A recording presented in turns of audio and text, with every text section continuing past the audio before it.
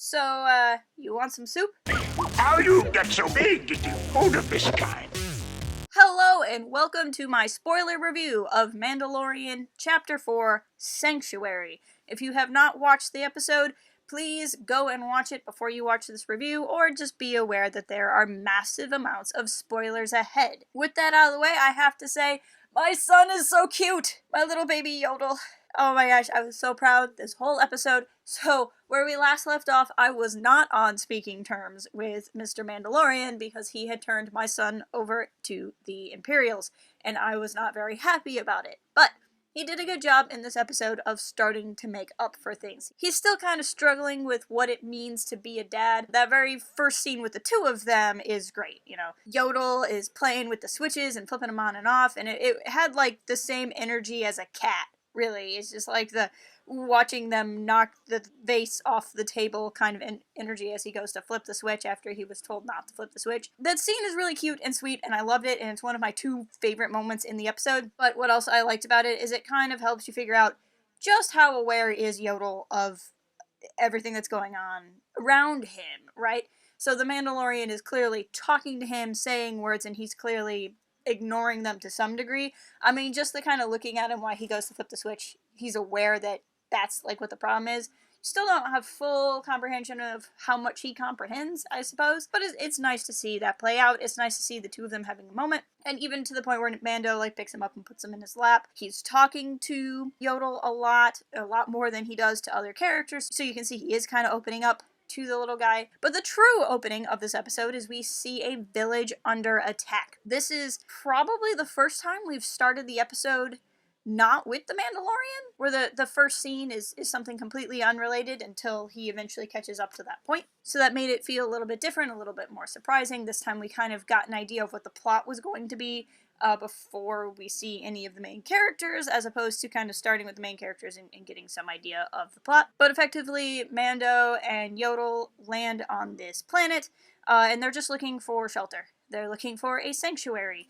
This is a place that doesn't have a lot of people, doesn't have a lot of traffic, some place where they can literally just go into the woods and hide for a while. What we don't know, and we don't fully know, we have a better idea at the end of the episode, but he doesn't know just how much they're still going to be hunted. Is Greef Karga going to hold a grudge and come after them? Are the Imperials still going to come after them, which they most likely will? So he knows he has to go somewhere where he can be forgotten about for a little while. The Mandalorian goes on quite a feelings adventure throughout this episode to kind of go out of order here for a little bit. You know, we start with him being so chummy with Yodel, being so happy around him, and then he goes to this village and he starts to get this idea of what a normal life could be like.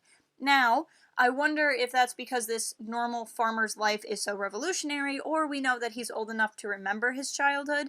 Maybe this farmer's life is closer to what he would remember from before his time as a Mandalorian. I don't know that we know enough about that to know, you know, is this something new to him, or is this something nostalgic to him? But being a part of this community is really affecting him, and it's interesting. It's an interesting place to take the story, because where Chapter 3 ends, he has that big moment with the Mandalorians, right? He was kind of the outcast. He was getting pushed around by the other Mandalorians that we had seen, but then at the end they all came together and helped him.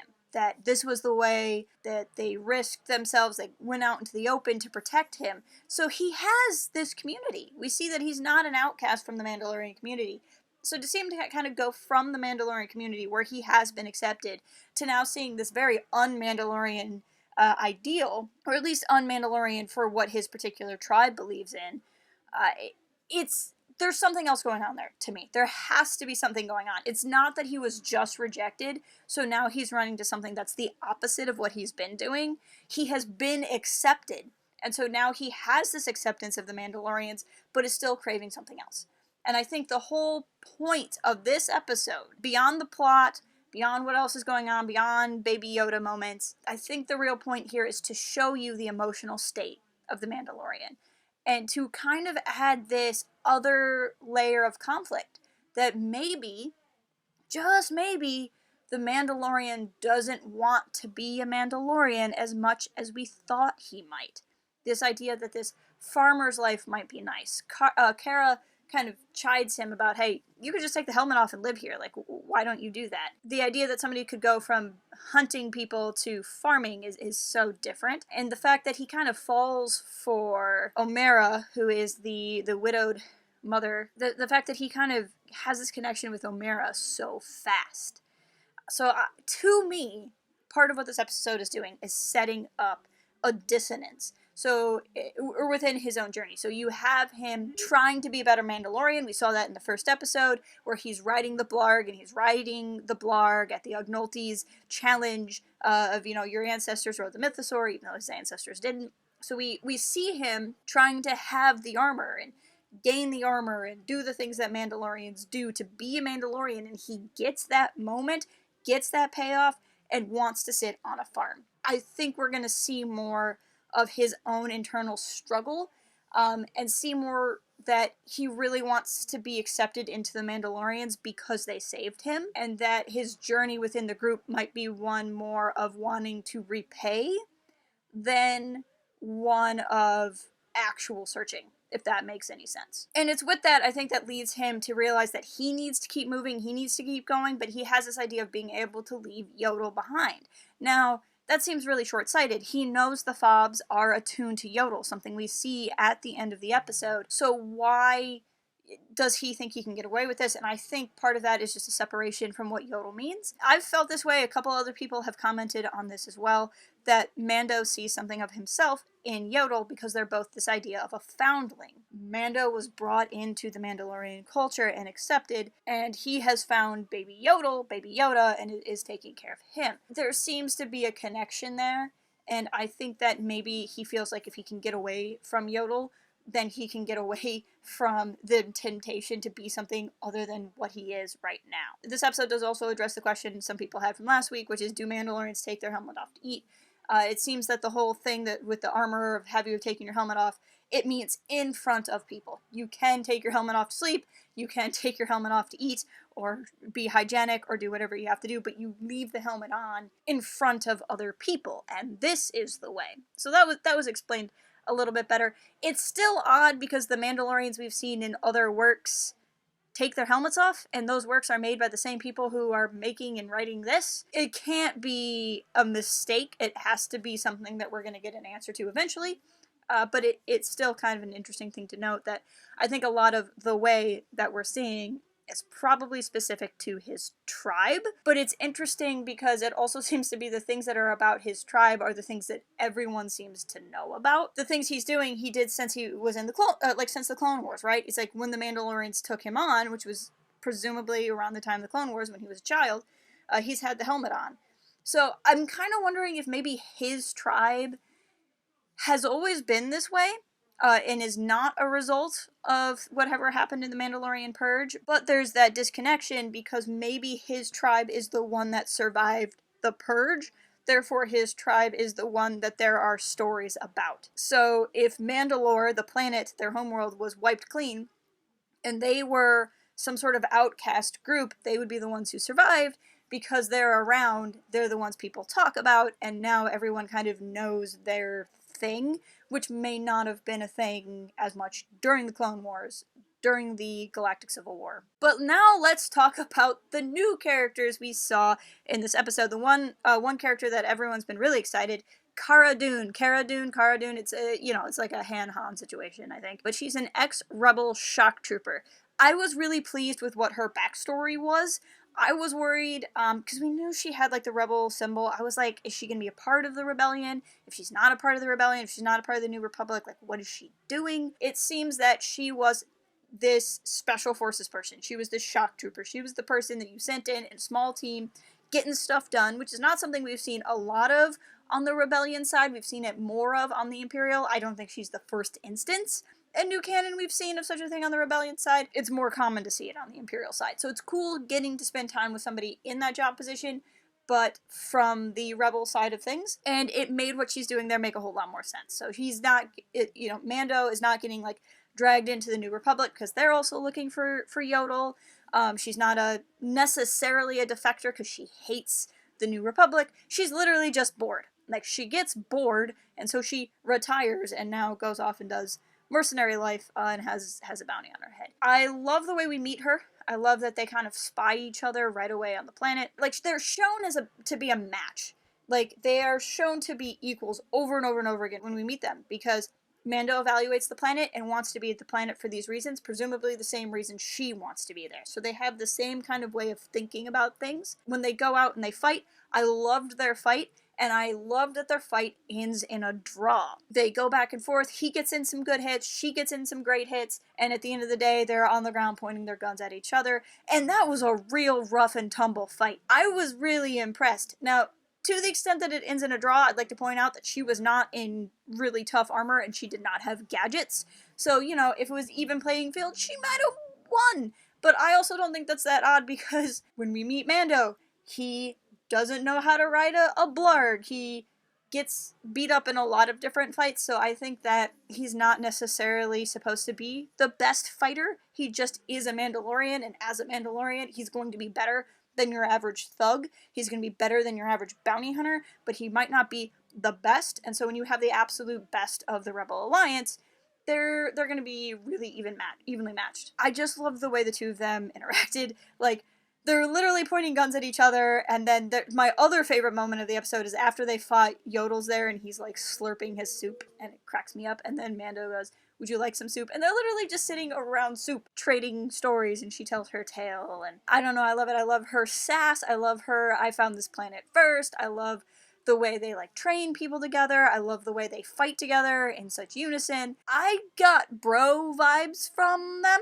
Like, even the way she, like, picks on him for never taking his helmet off, picks on him for, like, not staying with the nice widow lady. I was getting bro vibes out of them more than romantic. I could see where people, anytime two characters meet in a fight, the odds are that there could be something romantic there.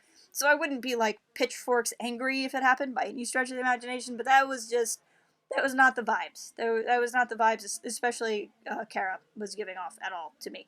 But remains to be seen. That's certainly not the most important aspect of the episode or her character. I think the moment where you really get the idea that he trusts her is at the end of the episode. She's going to fight the ATST and is like, "Hey, give me your pulse rifle." And this is the pulse rifle he didn't want to set down in episode 2 because it was a part of his religion, and he gives it to her. So I think that, or not permanently, temporarily, but still the fact that he lets her use it, I think is a sign of respect for her. So to me, they're like biffles at the end of this episode, and that's really something I like to see. Now, I have a lot to say about Omera. There's 2 possible things going on here.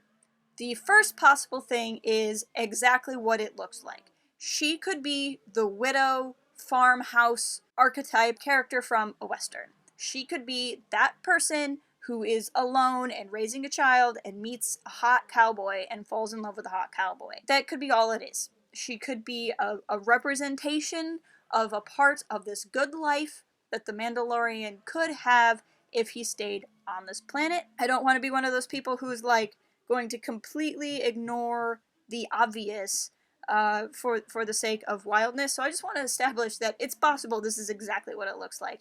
And it is a kind of sweet, sweeping, not romance, because I don't think they're in love by the end of the episode, but like that there's something there over the course of like 40 minutes. If you can indulge me in some theorizing for a minute, I think there's more going on with her than meets the eye. Firstly, regardless of whether or not she's the farmhouse archetype, I think there's something going on with her. I think that it is not a coincidence that she was the only one who knew how to shoot, and not a coincidence that she's the only one who knew how to shoot well. I think that it's very possible that she has some sort of ex-military background, and she came to this village to find a new life. Now, if she's ex-military, she was either ex-rebellion, or she either is ex-rebellion, ex-imperial, or some kind of mercenary. I don't think she's ex-rebellion, because if she was, she may not know Cara.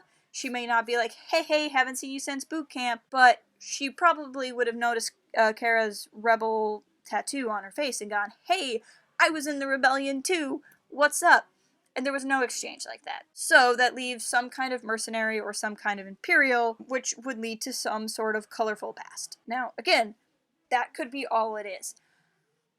I was suspicious of Omera the whole time, and considering the episode ends with her not being a bad person, I'm probably wrong, but like my instincts ticked right away. I mean, we do see her at the beginning of the episode, and I didn't think anything bad then, but it's really the part when they get to the village and she comes in, she brings some food, and this is like literally back-to-back scenes with her. Like the first scene is her setting up his quarters and they have a conversation and he meets her daughter and they leave, and then literally the next scene is just later that day in the same location and she brings him food, noticing that he didn't eat, presumably because he doesn't take his helmet off to eat in front of people. Now, she probably heard the stories about how they don't take their helmets off, because we know that the bounty in the first episode even was like, is it true you guys don't take your helmets off? So she's probably aware of this. So she asks, when is the last time you take your helmet off? He says yesterday. She asks, no, I mean in front of other people. This is a very personal question.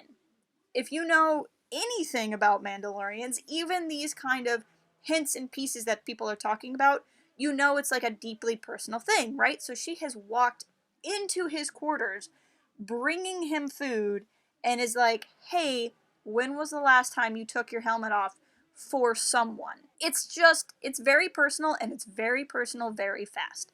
Again, it could be because they are telling a quick, for lack of a better word, love story. I don't really want to call it a love story because they don't end up in love by the end of the episode, but some sort of feelings, romance storyline, and they're just being time efficient, that's fine. But she also could be trying to figure out if he's really a Mandalorian or not. How true to it is he? Also, I can't put this in the review because I'm not good at ripping clips and I don't want to cause problems. But if you go back and watch that scene, when she asks, when is the last time you took it off for someone else, and he responds, listen to the musical cue, because the musical cue is really what set me off. It doesn't go immediately to sad.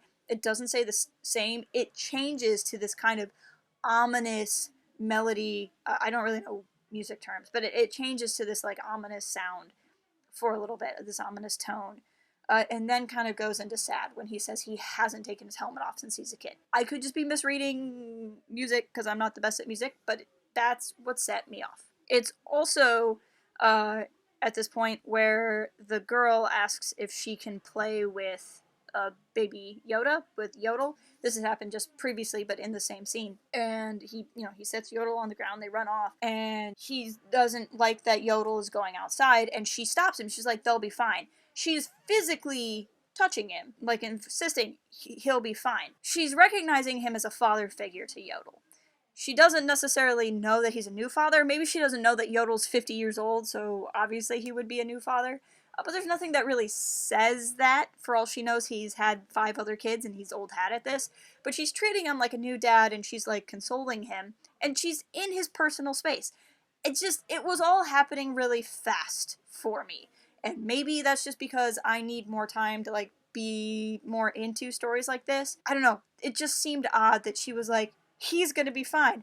I'm gonna be in your face. This is what's going on. My final bit that really kind of bothered me was at the end, just before the assassination attempt on Yodel. She goes to take his helmet off to say, like, what about you? You could stay here. It's interesting that she's choosing to do this here because she understands how personal this is. She had just offered to make food for him in her own house to set up so he can eat in there, away from everybody. She knows that he doesn't want to show his face in front of everybody. She knows he hasn't shown his face to anybody since he was a kid. And she's choosing to take his helmet off in front of the whole farm.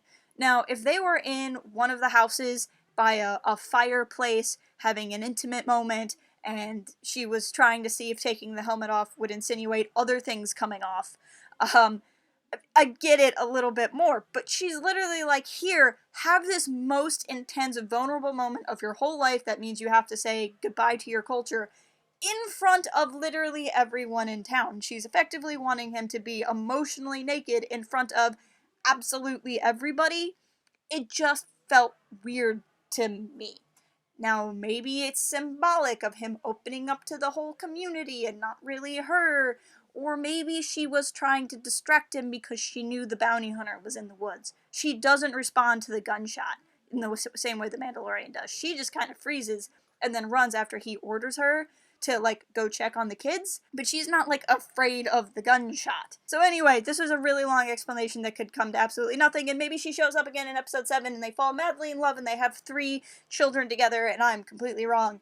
But I got shifty vibes from her, and I feel like I'm the only person that got shifty vibes from her, so I'm probably wrong, but I got shifty vibes, and that's just my 2 cents. And I look forward to be proven wrong in like 3 weeks, and it'll be great. To stay on the topic of new characters, I also like the waitress at the beginning of the episode. I thought she was cool.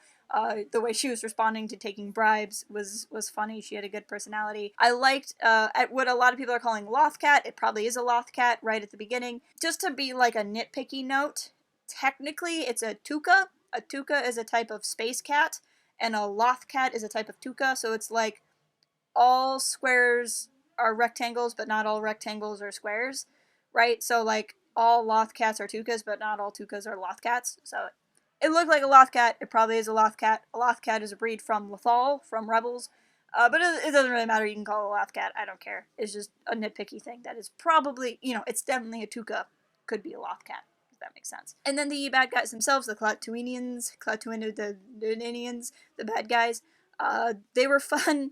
I liked seeing their camp. It had a vibe from the Bounty Hunters. I think the episode's literally just called Bounty Hunters from Star Wars The Clone Wars. It's one of the Hondo episodes. It felt very much like a reference to that. If this is a story we've kind of seen before, but told a little bit differently, which is always fun in Star Wars. I liked that this had the element of the ATST, and so it's not just the Raiders, but there's this other thing. It almost felt more like a dragon than it did a tank. Right? Like, we see the glowing red eyes, which I thought was a nice touch, but we also never see who's in it. Like, obviously somebody must be piloting the ATST, the chicken walker. But even when they're goading it and trying to get it forward, they're not calling to people inside the ATST, and we never see who's inside the ATST. It's treated more like this crazy, like, dragon thing, and I thought that was a lot of fun. There's so much more I could say about this episode. This was one of my favorites. At the end of the day, I will seriously doubt if there's going to be an episode of the show that I like more than the second episode, just because I love Baby Yoda, I love Yodel, and I love Jawas. Jawas are my other favorite thing. So there's nothing that's really going to beat that unless they can bring in something that has Baby Yoda, Jawas, and something else. But that is not a reflection of anything else that's going on. This episode is absolutely fantastic. I enjoyed watching this one more than last week's just because I don't have the same emotional trauma, even though they were trying to scare me again by having the one bounty hunter almost kill Yodel. But overall, really liked it, and I really like where the show's going. I really like that this is a much slower paced show than I was expecting, and it's very much a show that's letting you get to know who the Mandalorian is as a person, and just all the time with Baby Yoda is great. Also, shout out to my friends from Star Wars Reference and the Star Wars Reference community, and I just want to let you guys know that the director of Chapter 4 of The Mandalorian was Bryce Dallas Howard. But let me know what you think of the episode, please. Leave a comment in the comment section. I'd love to know what you guys have to say. If you're not already, follow us on all of the socials. And until next time, keep it real and fly casual. Cooking can be fun!